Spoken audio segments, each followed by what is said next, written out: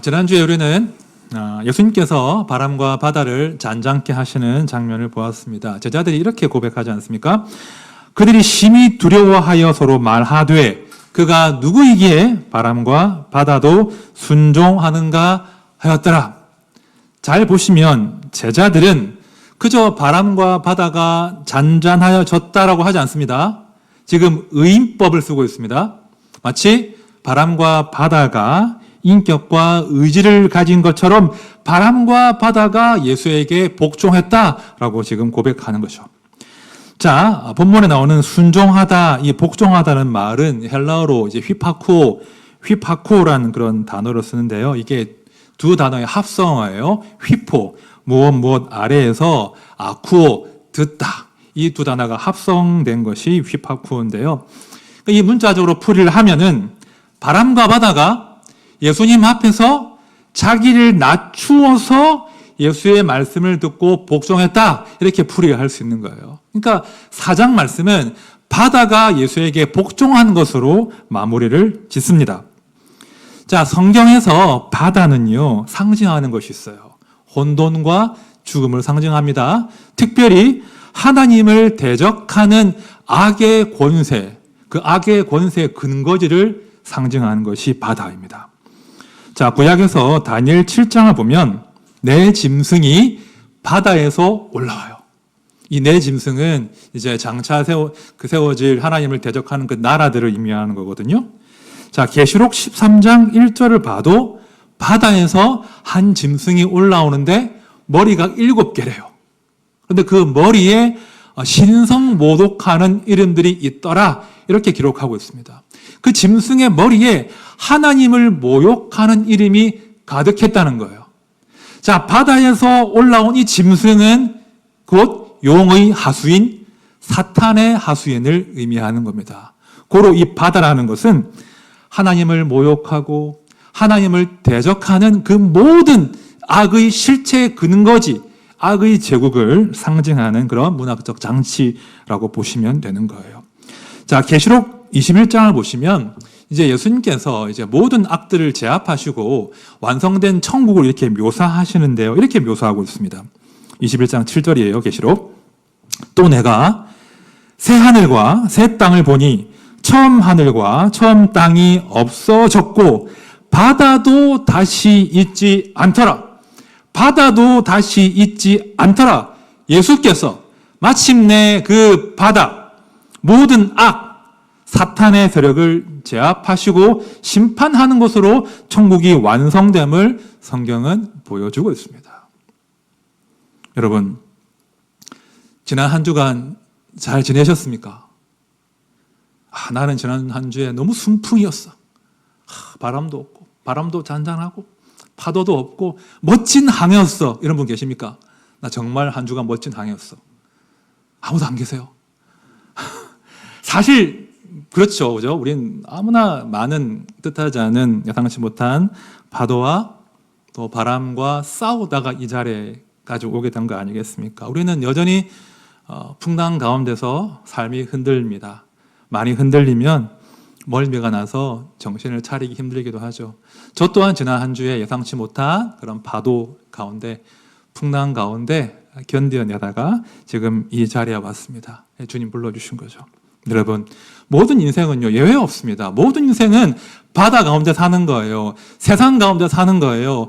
풍랑이, 광풍이 끊이지 않습니다. 그렇다면, 이왕에 우리가 바다를 항해해야 한다면, 이왕에 우리가 광풍 때문에 고생해야 한다면, 이 광풍의 끝을 알고 고생하자는 거예요. 마침내 예수께서 바다를 잠잠케 하십니다. 마침내 예수께서 우리를 삼키려 하는 그 모든 악을 제거하신다는 거예요.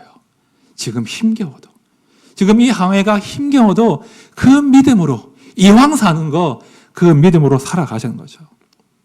그런 믿음으로 사는 모두가 되실 축복드립니다. 자, 이제 오늘 본문 이제 5장으로 이제 말씀이 넘어가는데요. 자, 4장에서 예수님께서 이 광풍, 미친 바다를 잠잠케 하셨다면 5장에서는 미친 사람이 등장합니다. 예수께서 귀신 들린 한 사람의 정신을 온전케 하시는 내용이 오늘 본문의 내용입니다. 자, 본문 1절을 보십시오. 1절을 보시면 오늘 사건의 이야기의 배경을 거라사인의 지방이라고 이야기하고 있습니다. 지도를 준비했는데요. 지도를 보시면 갈릴리 호수 혹은 바다의 오른편에 동편에 거라사 지방 혹은 가다라 지방이 위치해요. 데가볼리 지역이거든요. 갈릴리 호수의 서편은 유대인들의 정착지라고 보시면 됩니다. 그리고 동편은 로마인들, 헬라인들의 정착지라고 보시면 됩니다. 지금 예수 그리스도께서 그 밤의 광풍을 돌파해서 이제 거라사인의 지방에 도착하신 거예요. 여기에 왜 오셨나? 2절을 보시면 그 이유를 알 수 있어요. 우리 2절 말씀 같이 봅시다. 시작. 배에서 나오심에 곧 더러운 귀신 들린 사람이 무덤 사이에서 나와 예수를 만나니라. 자, 배에서 내리시자 더러운 귀신 들린 자가 예수님을 만나러 나왔다라고 합니다. 자, 바다는 사탄의 세력, 흑암과 혼돈을 상징한다면 지금 만난 더러운 귀신 들린 자는 그 마귀, 사탄의 세력 아래 망가진 한 영혼을 상징하는 거예요. 말씀을 보면 그냥 귀신 들린 자가 아니라 더러운 귀신 들린 자라고 해요. 이 더럽다라는 뜻이 뭘까요?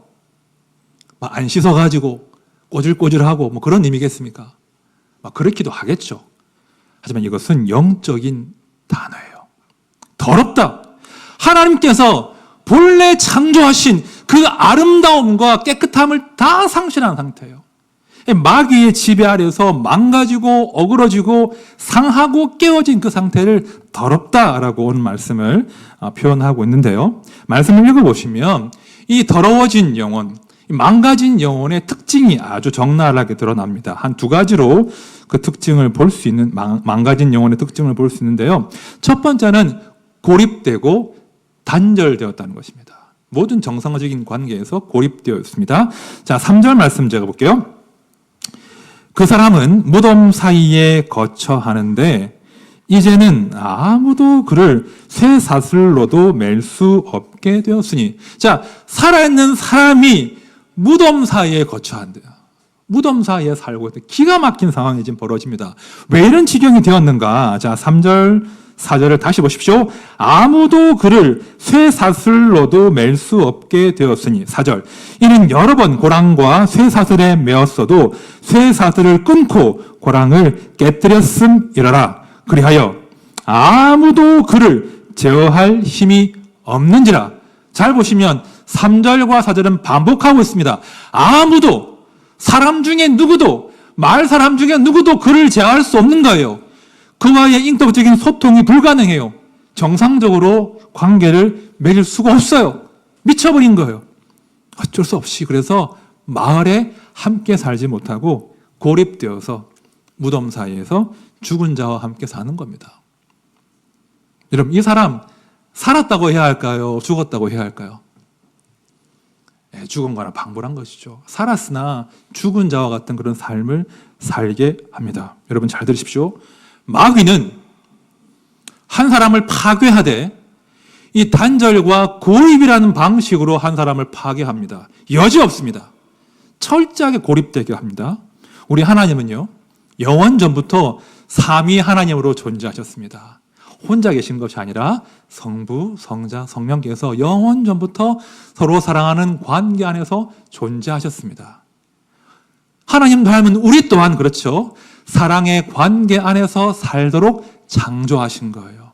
그래서 사람이 혼자 사는 것이 좋지 아니하니라고 하신 분이 우리 하나님이십니다. 그러나 마귀는 그 하나님의 그 인생들을 향하신 그 아름다운 형상을 철저하게 파괴하는 거예요. 산 사람을 고립시키는 거예요. 단절시키는 거예요. 혼자 그 영혼이 망가지도록 하는 거. 이게 이제 사실 마귀의 궁극적인 목표거든요. 그러니까 하나님과의 관계에서 딱 단절되게 합니다. 그리고 사랑하는 사람과의 관계에서도 단절되고 고립되게 해요. 살아있지만 죽은 존재가 되게 하는 거예요. 이것이 파괴된 영혼의 특징이에요. 자, 두 번째는요. 두 번째 특징은 자기 몸을 상하게 합니다. 아주 파괴적인 성향이 드러납니다. 자, 5절 말씀 보십시오. 우리 같이 봅시다. 5절 시작. 밤낮 무덤 사이에서나 산에서나 늘 소리 지르며 돌로 자기의 몸을 해치고 있었더라. 정상 아니죠? 이게 마귀가 하는 짓이에요. 귀신이 하는 짓이에요. 귀신은 철저하게 한 사람의 마음도 영혼도 몸도 상하게 한다는 거예요. 이것이 마귀의 궁극적인 목표자 사명이에요. 어떻게 하든 사람을 파괴하려고 하는 거예요. 자, 13절도 보십시오. 제가 볼게요. 허락하신대 더러운 귀신들이 나와서 돼지에게로 들어가매 거의 2,000마리 되는 떼가 바다를 향하여 비탈로 내려달아 바다에서 몰사하거늘. 보십시오. 이게 귀신의 목적이라고요. 바다로 돼지떼를 몰아가지고 바다에서 몰사하게 합니다. 귀신은 반드시 이런 파멸, 파국으로 인생들을 몰고 간다는 거예요. 이것이 오늘 본문에 등장하는 한 더러운 귀신 들린 자의 삶의 모습이었습니다. 오늘 본의 아니게 귀신 들린 사람 이야기를 하게 됐는데요. 어떠십니까? 오늘 말씀이 좀 공감이 되십니까? 공감이 되십니까? 잘 모르시겠죠? 이게 뭔 말인가? 모를 수밖에 없죠. 왜냐하면 요즘에는 우리 주변에 귀신 들린 사람 별로 없거든요. 정말 없을까요? 정말 귀신 들린 자가 없어서 우리가 못 보는 걸까요? 주로 어디에 가 계십니까? 병원에 주로 가 계시거든요. 그죠? 감옥과 병원이 근대 산물이거든요. 이게 정신병, 정신적인 질환도 계시겠지만 실제로 귀신 들린 자들도 감옥에 혹은 병원에 이렇게 격리하고 배제하는 방식으로 우리 눈앞에 보이지 않는 거예요. 그래서 이런 일은 상관없나 보다 우리와 그런 착각을 하기 쉽죠. 그게 하나의 이유고요. 또 하나는 우리 자체가 영적인 무지함에 빠져 있기 때문이에요.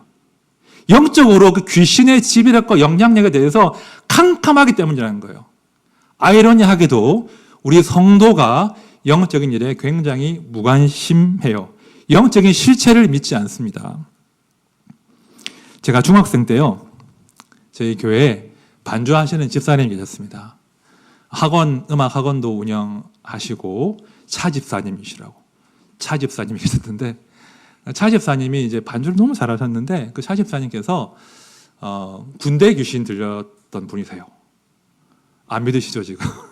군대 귀신 들리셨다가 치료를 받고 우리에게 반주자가 되셨는데, 그분이 한 번은 중고등부 수련회에 오셔서 이제 본인의 간증을 하시는 거예요. 군대 귀신이 어떻게 자기를 괴롭혔는지, 그 사악한 인격들이 어떻게 자기의 몸과 영혼을 황폐하게 했는지를 아주 적나라하게 간증을 해주셨습니다. 제가 중2 때였던 걸로 기억이 나는데요. 얼마나 의심 많은 시기예요. 그 영적인 것에 대해서 의심이 많은 그런 시기인데, 또 아주 냉소적인 저였는데 그런 저조차도 이건 절대 거짓말할 수가 없어라고 하는 정말 실감나는 간증을 그때 제가 들었습니다. 정말 무서웠어요. 제가 지금 사실은 옮길 수가 없을 정도로 굉장히 무서운 간증을 제가 들었습니다. 제가 그때 뭘 깨달았냐면 영적인 실체가 존재하는구나. 눈에 보이지 않지만 영적인 실체가 있구나. 또한 그 영적인 실체는 우리의 영혼을 파괴하기 위해서 굉장히 악랄하게 우리를 공격하는구나. 그걸 제가 어릴 때 깨달았습니다. 불행하게도 저도 다수의 크리스찬들이 이제 그 영적인 세계에 대해서 관심을 점점 잊어버린 것입니다. 교회가 말입니다. 겉모양은 번들을 해요. 겉모양은 화려해요. 교양이 있습니다. 세련돼요. 사회적으로 큰 일도 많이 해요. 하지만 정작 그 이면에 영적으로는 굉장히 무감각해지고 무지해진다는 거예요. 영적인 민감성을 상실했습니다. 오히려 그 이야기를 꺼내는 것을 꺼려합니다. 현대인의 교양과는 맞지 않아. 그 신비주의야. 이런 식으로 아예 영적인 것을 터부시하는 그런 시대가 되어버린 것입니다. 저는 이것 또한 사단의 교묘한 거짓말과 전략이라고 믿습니다. 여러분, 사도 베드로의 경고를 들어보십시오. 근신하라, 깨어라. 너희 대적 마귀가 우는 사자같이 두루다니며 삼킬 자를 찾나니. 바울의 경고도 들어보십시오. 우리의 씨름은 혈과 육을 상대하는 것이 아니요 통치자들과 권세들과 이 어둠의 세상 주관자들과 하늘에 있는 악의 영들을 상대함이라. 베드로도 바울도 이 분명한 영적인 싸움을 거듭 경고한단 말입니다. 너희는 지금 싸움 중에 있는 거야. 마귀와 악의 세력과 싸우는 거야. 그러나 우리가 이 경고를 어느새 망각하고 살지요. 그러니까 옛날에는 아주 좀 드러나게 귀신이 좀 활동했거든요. 실제로 지금도 선교제에 가보면 아주 악한 영들이 드러나게 눈에 보이는 방식으로 활동하기도 합니다. 그러나 21세기 대한민국은 좀 다른 방식인 것 같아요. 조금 다른 방식으로 더 교묘하게 사단이 우리의 영혼을 지배하려고 한다는 거예요. 여러분 잘 들으십시오. 오늘 좀 불편한 이야기일 수 있겠지만 잘 들으셔야 돼요. 여러분 마귀의 기본적인 전략이 뭔지 아십니까?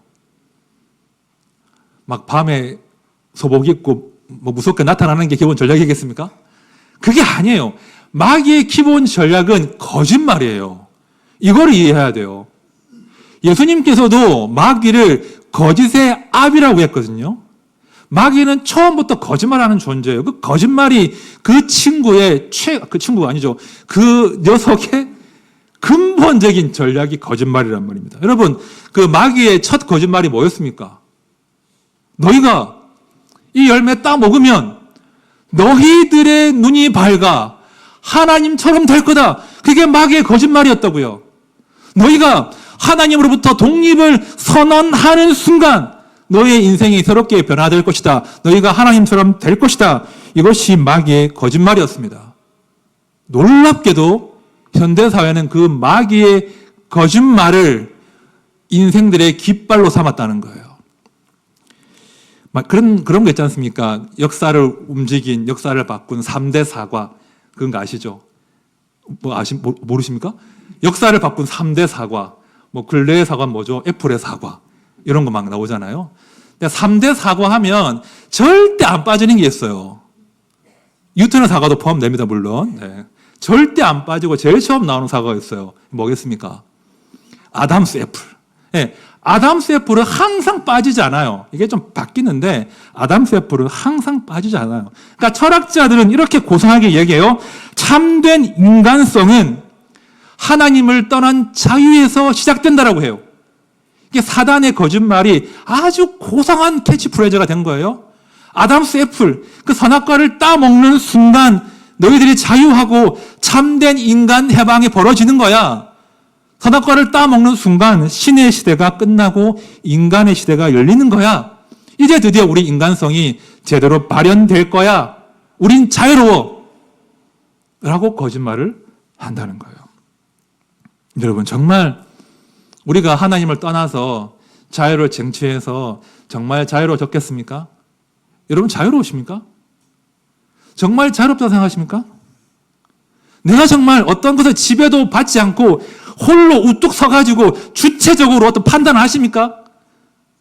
내가 무엇을 해야 될지, 내가 무엇을 하지 말아야 될지, 내가 정말 자유롭게 결정하고 통제할 수 있습니까? 그 결과를 책임질 수 있습니까? 그 결정이, 내가 자유로워야 하는 그 결정이 실로 나를 평안으로 인도했습니까? 아니잖아요. 아니거든요. 현대의 문제가 거기에 있는 거예요. 사람은 용감하게 하나님을 몰아내었습니다. 자유를 선포했죠. 하지만 실상 하나님을 몰아낸 자리에 다른 악한 지배자가 들어온 거예요. 그걸 아셔야 돼요.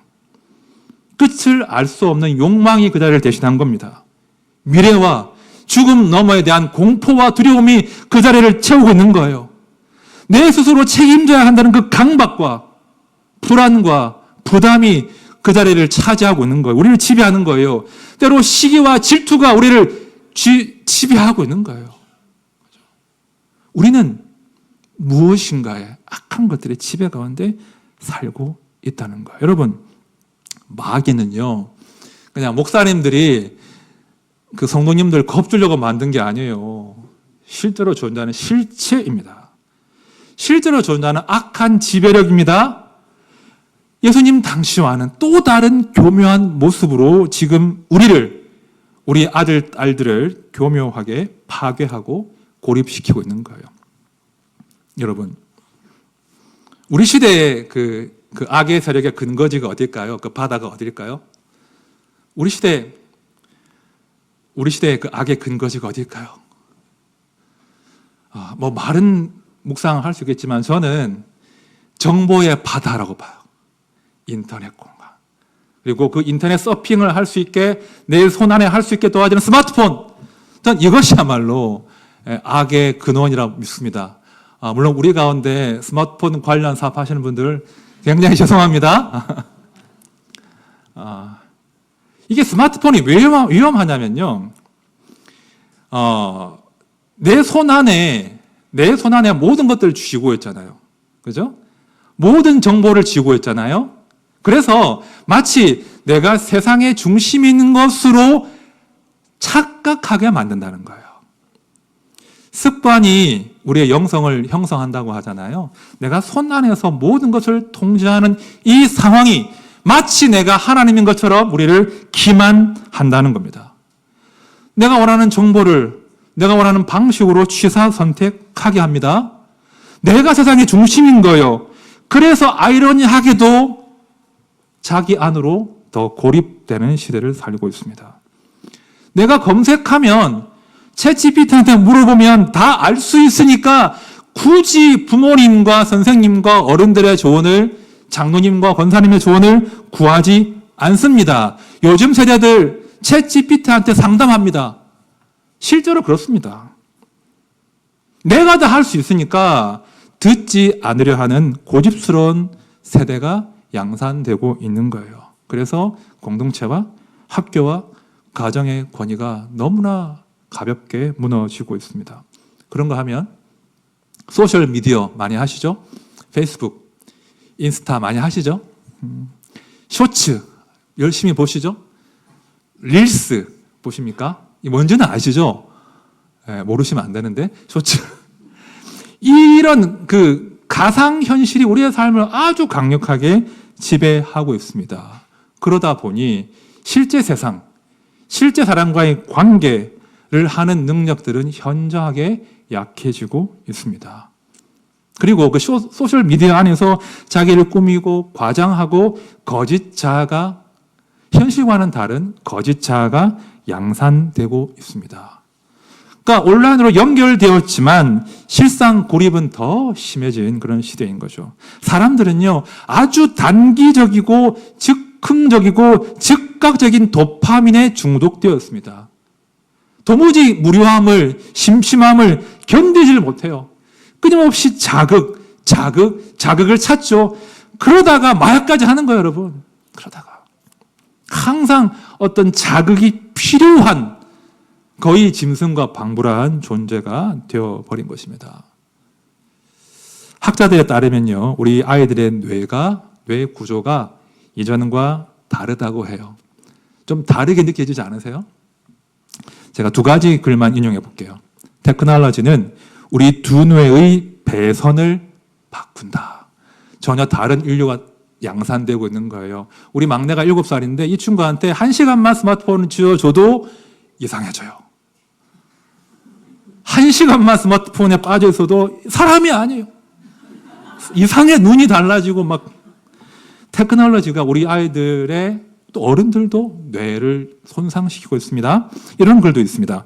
미시간 대학교의 연구에 따르면 지난 10년간 학생들의 공감 능력은 40%가 줄었다.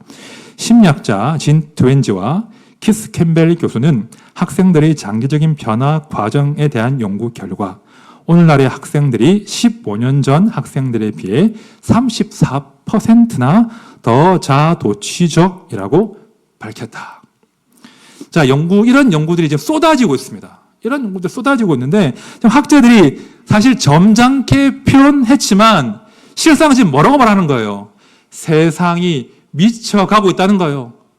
세상이 우리 아이들을, 우리 사람들의 뇌를 망가뜨리고 미치게 만들고 있다는 거예요.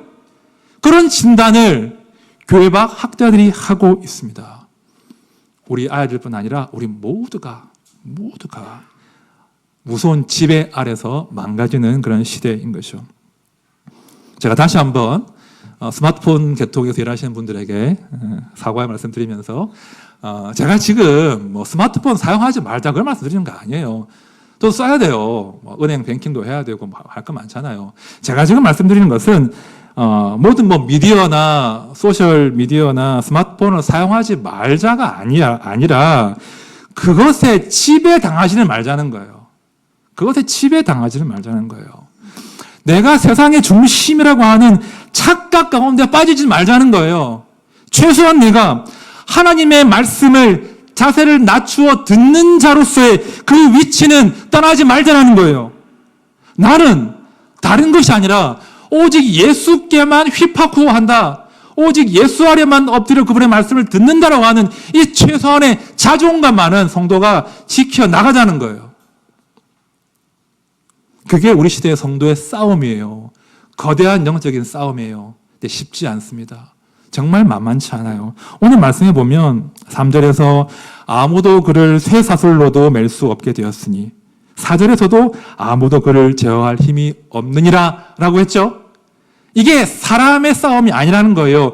영적인 싸움이에요. 여러분, 이 상황, 우리를 향한 그 악한 지배력 누가 깨실 수 있습니까?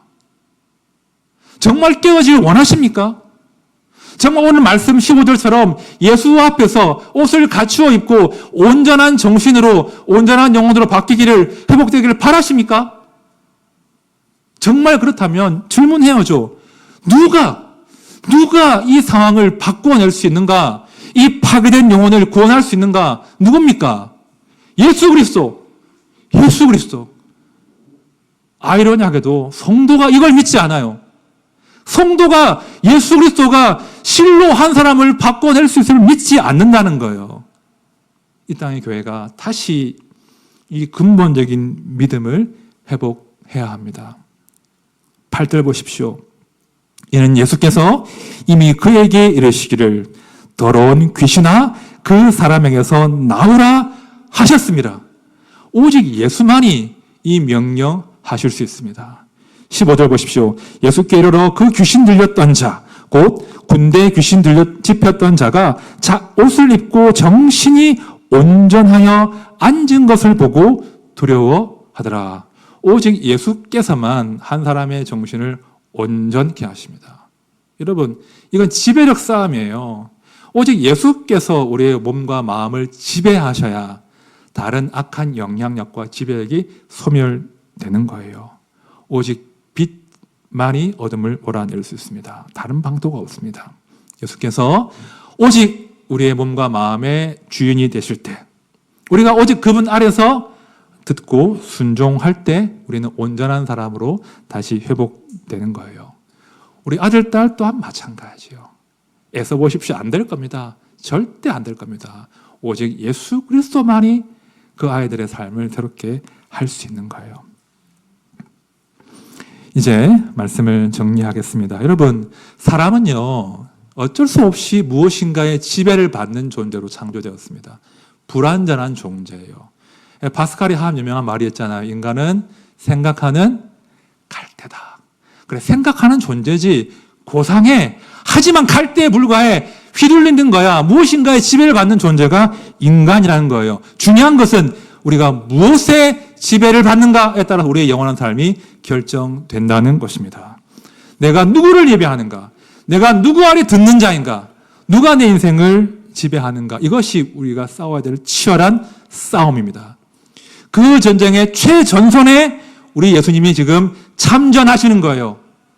우리를 건지시기 위해서, 우리 아들, 딸을 건지시기 위해서 무덤 사이로 우리 주님이 찾아오십니다. 악과 대결을 펼치십니다. 그리고 반드시 승리하십니다. 올 한 해가 얼마 남지 않았죠? 여전히 우리가 맞서야 될 광풍이 있습니다. 세상은 더 미쳐 돌아갈 거예요. 우리가 무슨 힘으로 이 땅을 제어할 수 있습니까? 통제할 수 있습니까? 싸울 수 있습니까? 여러분, 다시 예수를 붙드십시오. 다시 예수와 교제하는 그 깊이를 맛보십시오. 예수의 아래 나를 낮추어 그분의 말씀을 경청하는 그 삶을 다시 회복하십시오. 오직 그때만이 우리가 온전한 정신으로 예수와 함께 살 수 있을 거예요. 이 소망으로, 이 믿음으로 우리 모두가, 우리 모든 성도님들이 이 영적인 싸움에 참전하시고 또한 승리하는 기쁨을 누리시기를 간절히 축원드립니다. 우리 찬양합시다. 괴로울 때 주님의 얼굴 보라, 이런 찬양이 있죠. 여러분, 우리 시대의 문제는 뭐냐면, 마귀의 전략이 뭐냐면, 그 단기적인 쾌락으로 우리를 도피시킨다는 거예요. 정말 큰 문제가 있는데 그 문제를 가지고 하나님과 씨름하게 만들지 않고 단기적인 쾌락으로 우리를 숨게 만드는 게 우리 시대의 가장 큰 문제 중에 하나예요. 항상 하나님 밖에서 기다릴 곳을 찾죠. 유로처를 찾죠. 그것이 그 사람은 더 수렁으로 몰고 들어가는 거예요. 아주 무서운 겁니다.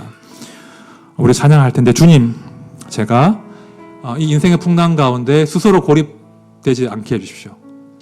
스스로 제가 하나님 아닌 다른 것들 속에서 도피하지 않게 해주십시오. 제가 이 풍랑 속에서 오직 예수의 얼굴을 구하고 예수 안에서 안식하는 법을 좀 배워나가게 해주십시오. 예수 안에서 싸울 힘을 얻는 법을 배워나가게 해주십시오. 우리 함께 찬양합시다.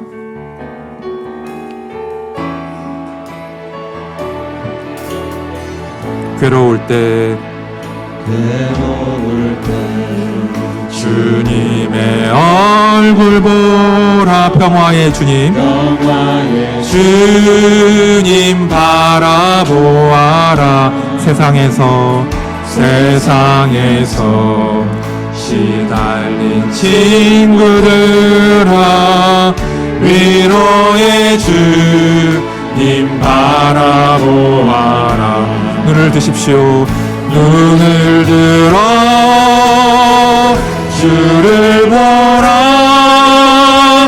내 모든 염려 주께 맡겨라. 슬플 때에 주님의 얼굴 보라. 사랑의 주 임하실 주를 이자랍시다. 힘이 없고 내 마음 연약할 때 능력의 주님 바라보아라. 주의 이름 부르는 모든 자는 힘 주시고 늘 지켜주시. 눈을 들어 주를 보십시오. 주를 보라. 내 모든 염려 주께 맡겨라. 슬플 때에 주님의 얼굴 보라. 사랑의 주 임하신. 우리 2절 한 번 더 합시다. 힘이 없고 내 마음 연약할 때 능력의 주님 바라보아라. 주의 이름 부르는 모든 자는 힘 주시고 늘 지켜주시. 눈을 들어 주를 보라. 내 모든 염려 주께 맡겨라. 슬플 때에 주님의 얼굴 보라. 사랑의 주 임하실. 눈을 들어 주를 보라. 눈을 들어 주를 보라. 내 모든 염려 주께 맡겨라. 슬플 때에 주님의 얼굴 보라. 사랑의 주. 우리 우리 마지막 한 번 더 고백합시다. 눈을 들어 주를 보라. 눈을 들어 주를 보라.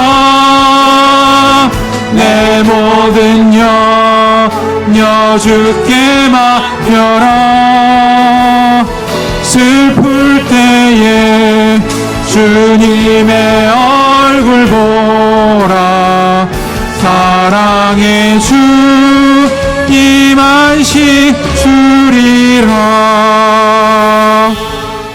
여러분, 세상이 미쳐가는 것 아시죠? 제가 예언자는 아니지만 제가 예단할 수 있습니다. 세상은 더 미쳐 돌아갈 겁니다. 광풍은 더 심해질 겁니다. 어떻게 싸우시겠습니까? 어떻게 항해하시겠습니까? 내가 통제할 수 있던가요? 내가 예측할 수 있던가요? 이건 사람의 싸움이 아니에요. 우리가 영적인 싸움을 먼저 시작하셔야 됩니다. 오직 예수께서 우리를 복종하게 하실 때, 모든 악한 것들이 예수 앞에 복종할 때 우리는 온전한 정신으로 주를 섬기며 사람 구실하며 살 수 있는 거예요. 내 삶도 그래하고 우리 아들과 딸의 삶도 그래요. 너무나 강력해요. 우리가 무슨 힘으로 이 싸움을 싸울 수 있겠습니까? 다시 믿음이 있어야 돼요. 다시 예수를 바라보셔야 돼요. 주여, 내가 주와 함께 이 싸움을 싸우게 해주십시오. 내 힘이 아니라 주와 함께 주의 권능으로 이 영적인 싸움을, 이 실체를 내가 알고 이 싸움을 싸우게 해주십시오. 우리 아들과 우리 딸과 우리 남편과 우리 아내와 우리 교회와 우리 이웃들의 삶이 다시 예수 위에서 바로 잡아지게 해주십시오. 우리 함께 기도합시다.